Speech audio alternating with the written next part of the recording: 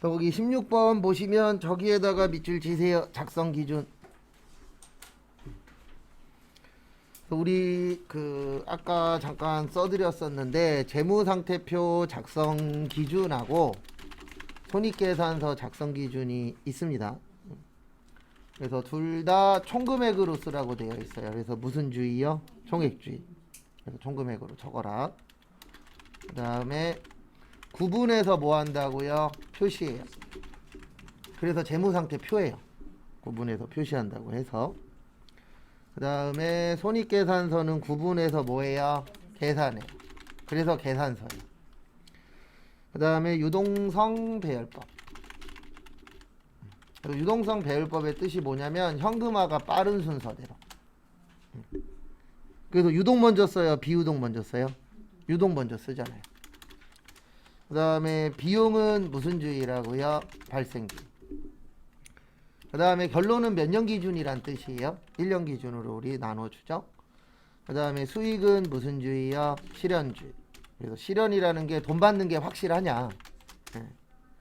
그 다음에 잉여금 나눠요. 자본잉여금하고 이익잉여금으로. 왜 나누냐면 자본잉여금은 주식해서 돈 번 거고요. 이익잉여금은 영업해서 돈 번 거예요. 그래서 돈 버는 건 똑같지만 어디서 돈 벌었느냐 그 차이가 있습니다. 그 다음에 돈 벌려면 뭐 써야 된다? 돈 써야 된다. 그 다음에 가짜는 써라 쓰지 말아라. 근데 왜 쓰지 말라고 할까요? 이거 나만 볼 거예요? 같이 볼 거예요? 같이 보는데 가짜 쓰면은 엉뚱한 생각할 수 있어요? 없어요? 있죠. 그래서 같이 볼 거는 가짜를 쓰면 안 돼요. 왜냐면 가짜를 보는 순간 사람들은 잘못 생각할 수 있잖아요.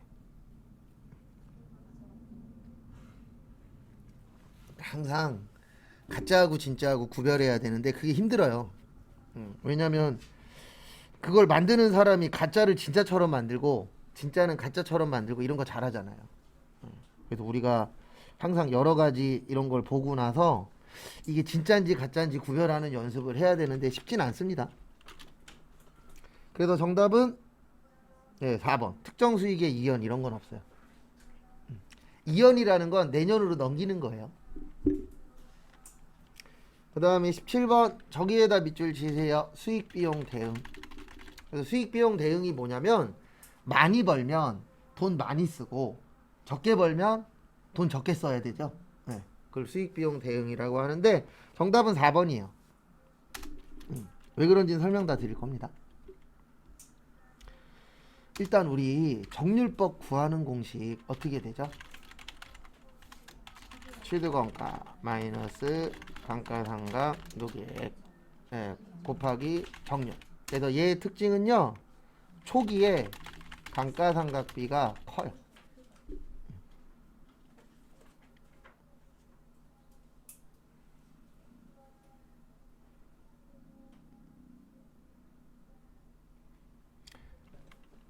그 다음에 보시면 이 정률법은 이쪽에서 많이 써요.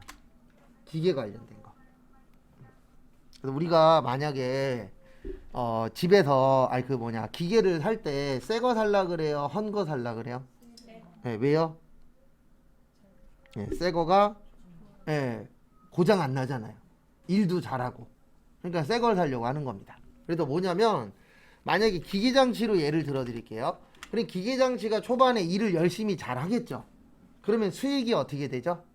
커지죠. 그러면 비용도 어때야 돼요? 커야 돼요.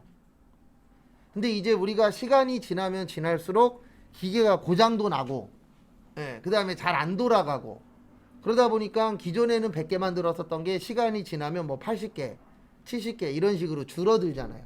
그러면 수익도 어떻게 되죠? 줄어들죠. 그럼 비용도 어떻게 해야 돼요? 줄어야 돼요. 그래서 시간이 지나면 지날수록 이 정률법 같은 경우에는 비용이 줄어들거든요. 왜 그러냐면 이게 수익 비용 대응에 맞추는 방법 중에 하나가 무슨 법이에요? 정률법이에요. 그래서 정답 몇 번이요? 4번. 그래서 수익 비용 대응이라는 게 뭐 별거 없어요. 크면 같이 큰 거고 작으면 같이 작은 거고. 그 다음에 18번 아까도 나왔었는데 이익잉여금에 몇 가지 있었다고요? 2가지. 이익준비금이랑 끝에가 적립금. 그래서 이익준비금은 현금 배당의 10분의 1, 자본금의 2분의 1까지.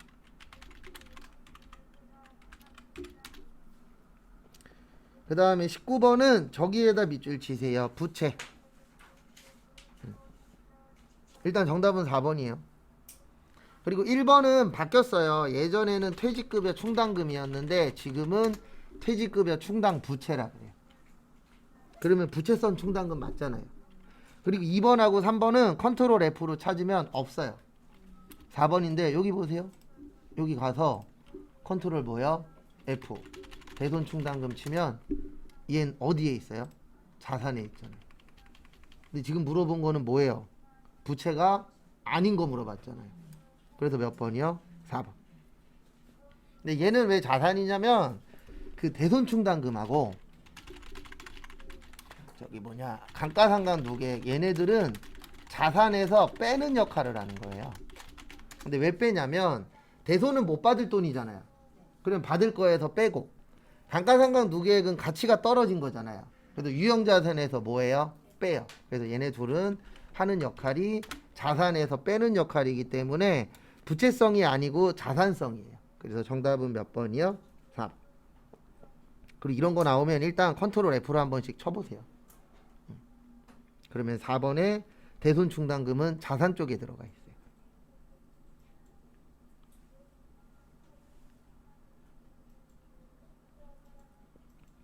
그 다음에 20번은 요거는 시험 본거에 있어요.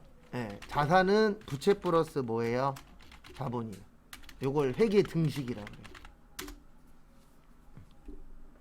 그래서 이걸 믿으면 안 돼요. 자산이 얼마다가 중요한 게 아니라 그랬잖아요. 이게 중요한 거예요. 왜냐면 내가 만약에 10억짜리 아파트에 살아. 근데 화장실만 내 거야. 이런 분들이 있잖아요.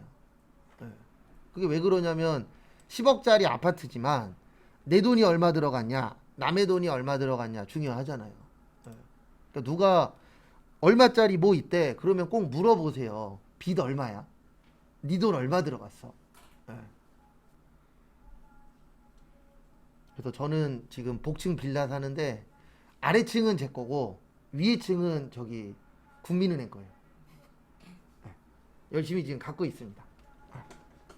근데 계산해 봤더니 아래층은 제 거고 위에 층은 국민은행 거더라고요.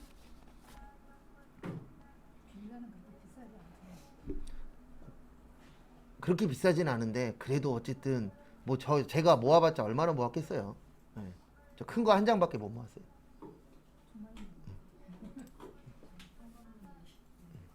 빌라 엄청 비싼 건데 그러면? 아 그거요? 그래도 복층이니까 좀 비싸죠. 단층짜리가 제일 비쌀 때 샀어요. 그리고 그러면 5층이에요? 4층이죠. 4층인데도 복층. 4층 복층이니까 4층 5층이죠 결론. 그리고 원래 저기 뭐냐 처갓집 거예요. 처갓집이었어요. 처갓집을 산 거예요. 그래서 거기 보시면 알파 상사 보시면 이렇게 계산하시면 돼요. 앞에 보시면 자산이 700이죠. 부채는 모르죠. 자본이 얼마죠? 그럼 부채는 얼마예요? 670. 그래서 정답 몇 번이요? 2번. 선생님, 근데 저는 자본은 자산 마이너스 부채로. 아 그것도 맞아요. 네. 그러니까 자산은 부채 플러스 자본이고 그러면 자산에서 부채 빼면 뭐 돼요? 자본 되잖아요. 같은 공식이에요. 근데 이제 기본적인 거는 이렇게 되어 있어요. 왜냐면 자산은 차변이고 부채하고 자본은 어느 변이에요? 대변이에요. 그 다음에 베타 상사. 자산은 모르죠. 47만원 더하기 72만원 해서 얼마 나와요? 115. 이런 데는 다니는 거 아닙니다. 내일 망해도 이상하지 않은 회사예요. 자, 119죠. 그 다음에 21번 저기에다 밑줄 치세요. 유가증권. 우리 유가증권에 두 가지 있다 그랬어요. 지분증권하고 재무증권. 지분에 뭐뭐뭐 있어요? 단기 매매. 그 다음에 매도 가능. 그 다음에 지분법 적용. 투자 주식. 그 다음에 채무는 단기 매도 만기. 그 다음에 저기에다 밑줄 치세요. 당좌자산.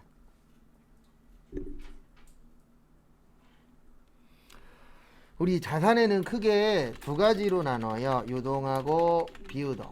그 다음에 유동은 또 크게 당좌하고 재고로 나눠요.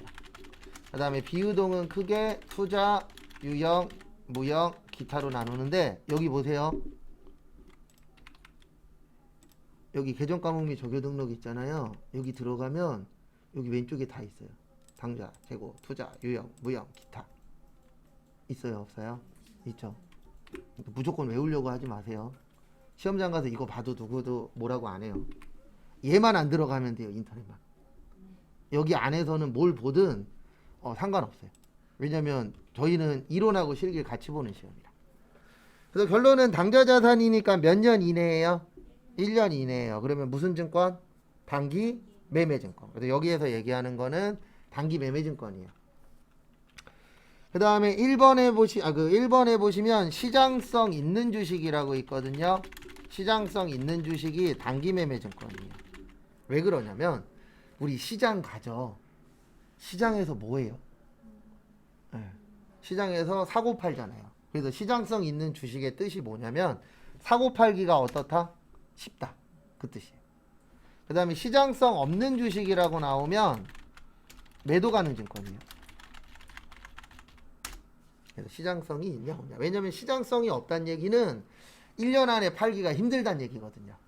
네. 그러면 언젠가는 팔 건데 나도 모르겠다. 그게 매도 가능 증권이에요. 그 다음에 2번 단기적 자금 운용 맞죠? 그 다음에 일시 소유 맞아요. 그래서 정답은 4번입니다. 특수관계자가 발행한 주식은 이게 되는 거예요. 지분법 적용 투자 주식. 그리고 특수관계자 누군지 모르겠으면 이분이라고 생각하세요. 친인척.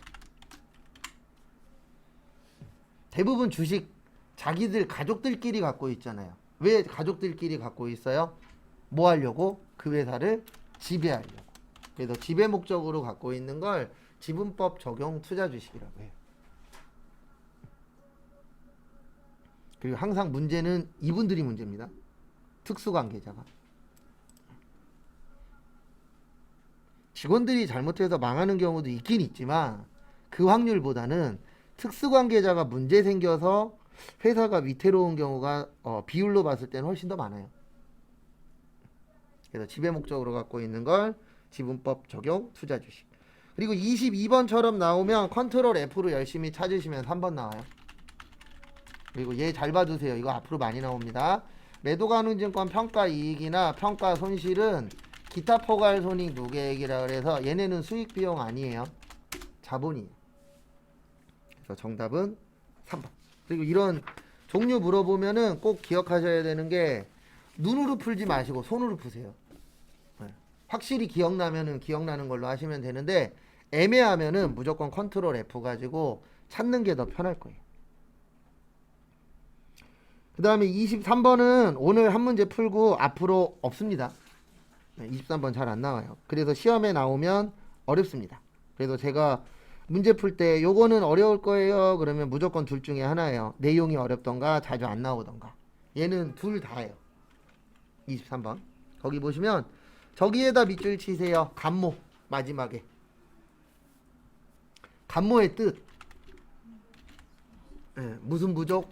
수량 부족. 그래서 거기 보시면 100개가 몇 개 됐죠?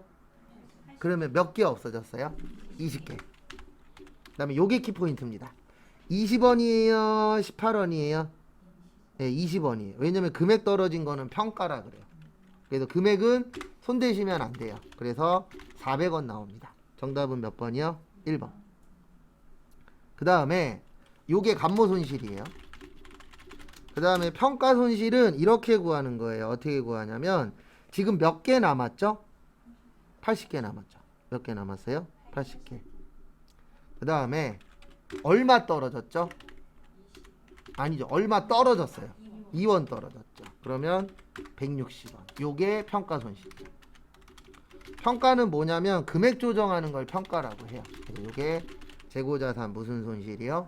평가 손실. 그래서 평가의 뜻은 금액 조정하는 거예요. 근데 금액 조정을 왜 하냐면 우리 가격이 매일 똑같을 수는 없잖아요. 예, 오를 수도 있지만 뭐 할 수도 있죠? 떨어질 수도 있죠. 예, 그래서 그거를 정리하는 게 뭐예요? 평가예요. 그래서 만약에 이게 평가 손실이었으면 정답은 몇 번이에요? 네, 4번이에요. 근데 여기는 간모니까 정답은 몇 번이요? 1번. 근데 이거 미리 말씀드리는데 시험장 가서는 헷갈릴 거예요. 근데 왜 헷갈리냐면 오늘 풀었죠? 없어요. 한 문제도 없어요. 몇 개를 풀어도 없어요. 그냥 이거 하나밖에 없어요. 그래서 이런 거는 시험에 나왔을 때 맞추기가 쉽진 않습니다. 그 다음에 24번 저기에다 밑줄 치세요. 저기 그 밑에 보시면 배부 기준이라고 있어요. 무슨 기준이요? 배부 기준. 우리 배부의 뜻이 뭐예요? 네, 나눠주는 겁니다. 그래서 배부를 다른 말로 뭐라고도 하죠? 배분이라고도 해요. 그래서 정답 몇 번이요? 3번. 그리고 우리가 항상 나눠줄 때에는 뭐가 있어야 돼요? 기준이 있어야 돼요. 그래서 그 기준 중에서 가장 우리가 많이 쓰는 걸 인과관계라고 합니다. 원인이 있으면 뭐가 있다? 결과가 있다. 우리 일반적으로 그렇게 보잖아요. 원인이 있으니까 결과가 있구나 라고 보는 겁니다. 그래서 참고하시고, 그 다음에 25번은 저기에다가 밑줄 좀 쳐주세요. 어디에다 밑줄 치시냐면은 저기 주문.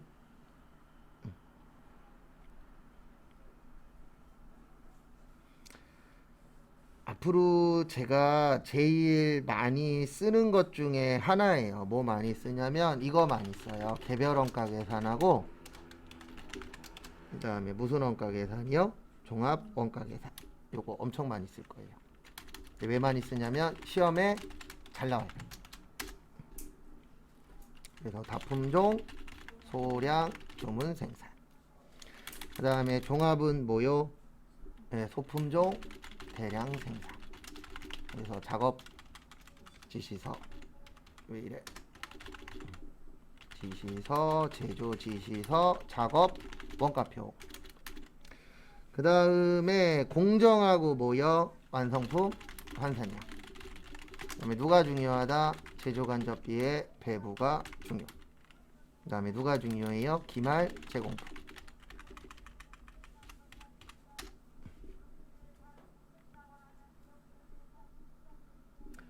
그래서 거기 보시면 주문 나왔죠? 네, 주문은 무슨 원가? 개별 원가. 그래서 정답 몇 번이요? 3번. 시험 때는 그렇게 푸시면 돼요. 시험 때는 그렇게 푸시면 되고, 연습하실 때는 항상 뭐가 중요하냐면 초반에는 저게 중요합니다. 정리.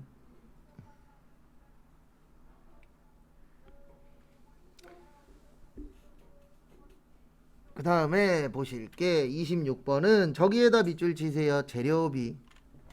그리고 이것도 요거 한 문제밖에 없어요. 이것도 이제 좀 옛날 방식이다 보니까 잘 내는 편은 아니십니다. 그래서 우리 T자 중에 이거 있었잖아요. 제공품하고 차변의 기초 제공품. 그 다음에 뭐 있었었죠? 직접 재료비 있었죠. 요거는 좀 옛날 유형이에요. 문제로 치면 좀 옛날 방식이라고 봐주시면 되는데, 재료비에 얼마 있다고요? 20만원. 그래서 T자 가지고 분계 만드는 방법 알려드릴게요.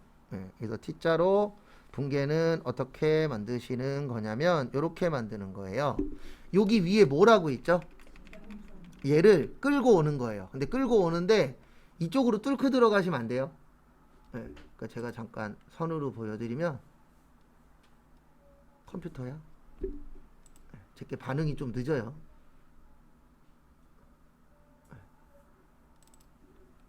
이렇게 해서 끌고 오는 거예요. 그래서 끌고 오는데 이렇게 해서 이쪽으로 붙이면 됩니다.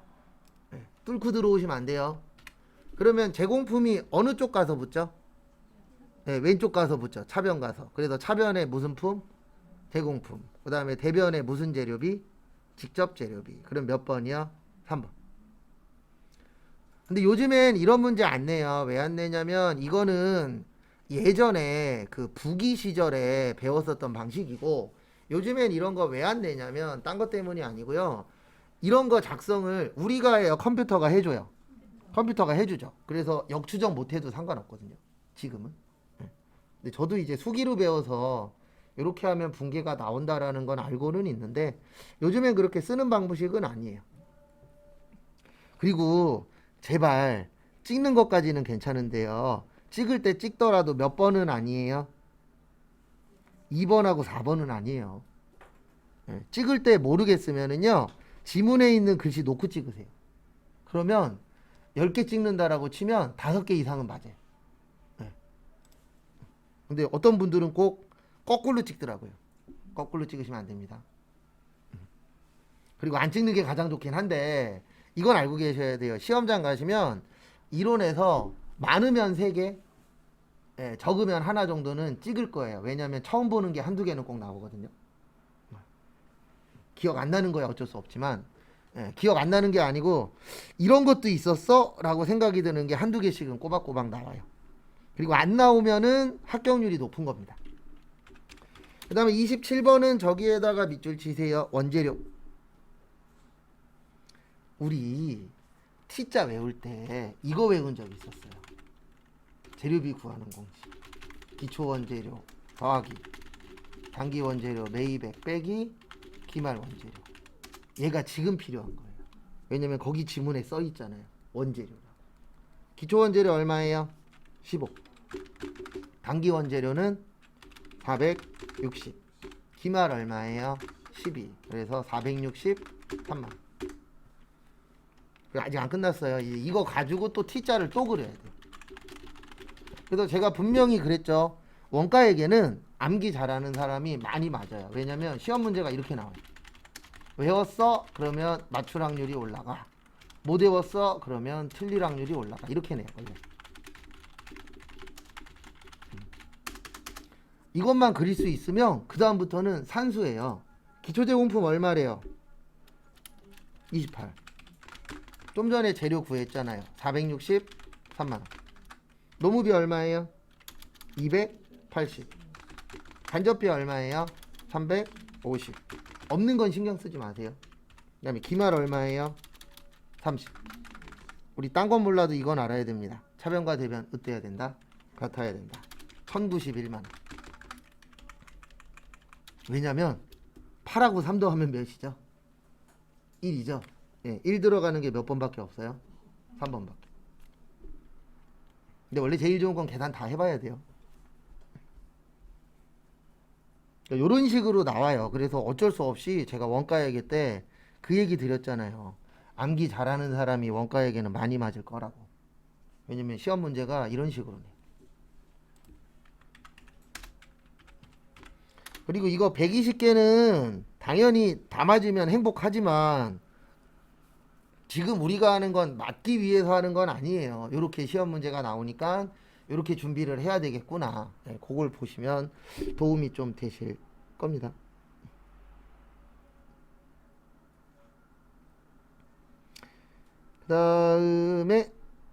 다음 것도 보시면은요. 28번. 저기에다가 밑줄 치세요. 세금 계산서. 세금 계산서는 이분들끼리 주고받는 거예요. 업자들끼리. 근데 우리는 사업자예요, 소비자예요. 소비자니까 뭐 못 받아요? 세금 계산서 못 받아요. 세금 계산서 받고 싶으면 사업하시면 됩니다. 아니면 회사 들어가시면 내가 회사 대신 업무를 보기 때문에 세금 계산서로 받으셔야 돼요. 1번 저기에다 밑줄 치세요. 모든. 1번은 모든 때문에 틀렸어요. 왜냐면 우리 분기할 때 제가 요거 몇 번 적어드렸는데 앞으로 더 쓸 거거든요.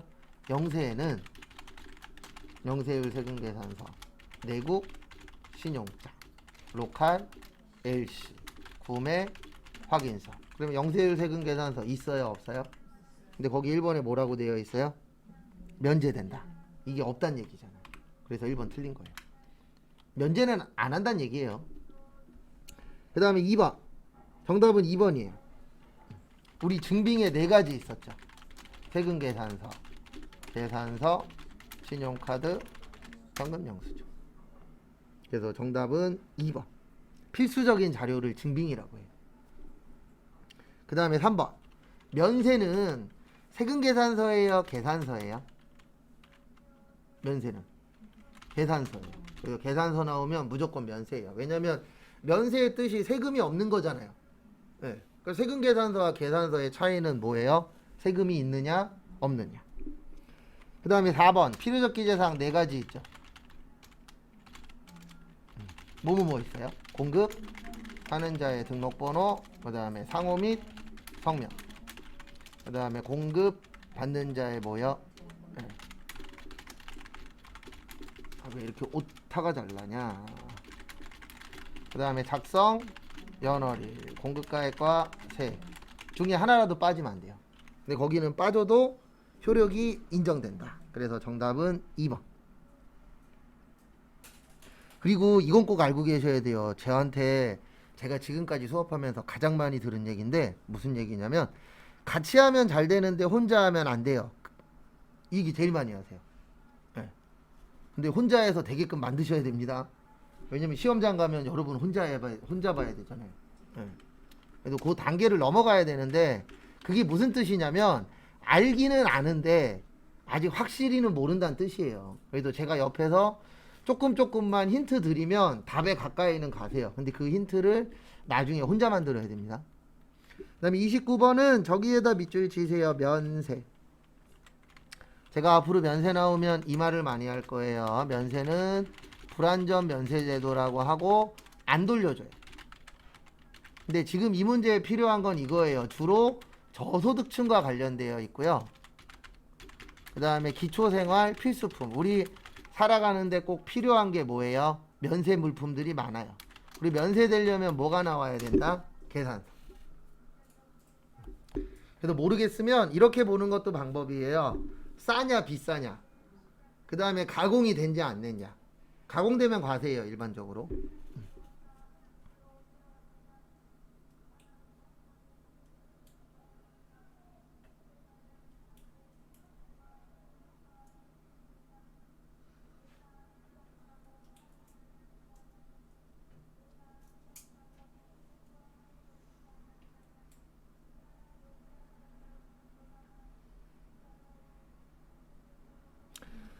그래서 보시면은요. 앞에 보시면 A 가공된 거는 뭐예요? 과세예요. 수돗물 살아가는데 필요해요? 필요 없어요? 필요하죠. 연탄 고소득 저소득. 네, 저소득. 신문도서 면세일까요? 과세일까요? 네, 면세예요. 왜냐면 국가에서 책 보라 그랬어요? 보지 말라 그랬어요? 보라 그랬죠. 네. 제가 이 얘기했더니 어떤 분이 안 보라 그랬는데요 그러시더라고요. 국가에서는 보라고 했습니다. 우리가 안 볼 뿐이지. 네. 그 다음에 골동품 필요해요? 필요 없어요? 필요 없죠. 서비스 과세예요. 수집용 우표가 필요해요? 우표가 필요해요? 네, 우표. 그래서 정답은 수돗물, 연탄신문, 그 다음에 도서. 그래서 A, C, 아니 B, C, D. 그래서 몇 번이요? 2번. 이런 식으로 찾는 거 시험에 잘 나와요. 그래서 찾으실 때 크게 2가지 생각하시면 좀 도움이 되실 거예요. 하나는 가공했냐 안 했냐. 또 하나는 살아가는데 꼭 필요하냐 필요 없냐. 근데 저도 책 잘 안 보긴 합니다. 근데 국가에서 책은 면세로 해놨어요. 많이 사서 읽으라고 하는데 책 볼 시간 없죠. 잠자기도 바쁜 시대인데. 그 다음에 30번 간주공급 외우라 그랬죠. 4가지. 자가, 개인적, 사업상, 증여, 폐업시 무슨 죄와 잔존죄와. 그럼 몇 번 남아요?